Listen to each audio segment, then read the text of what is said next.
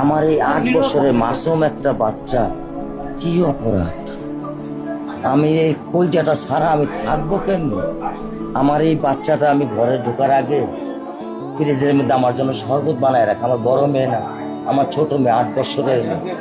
বাবা শরবত ছবি এখানে লাগাই রাখছে, বাবা তুমি আমাকে নিয়ে যাবা। আমি বলছি আল্লাহ, বাবা তুমি আল্লাহর কাছে যাও, আমার তো নেওয়ার দিয়ে যাওয়ার ক্ষমতা নাই। আমার মেয়ে আল্লাহর কাছে চলে গেছে, আমার মেয়ে আল্লাহর কাছে চলে গেছে। আমার মাসুম এই বাচ্চাটা কি অপরাধ করছে নির্মম ভাবে আমার বাচ্চাটা হত্যা করলো? কি আমার ক্ষতি, কি আমার অন্যায়, কি আমার দোষ? আমি একটু জানতে চাই আপনাদের কাছে।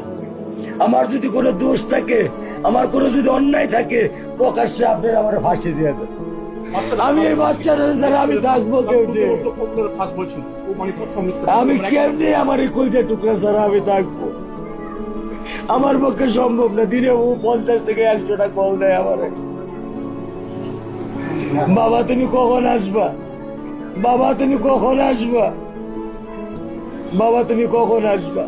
8টা বছর আমি আমার বুকেরাই ঘরে ঘুম পাড়াইছি। আমি আজকে আমি কার সাথে ঘুম আসবো? আমি কি দিয়ে মনে সান্ত্বনা দিব? আমার অপরাধ কি?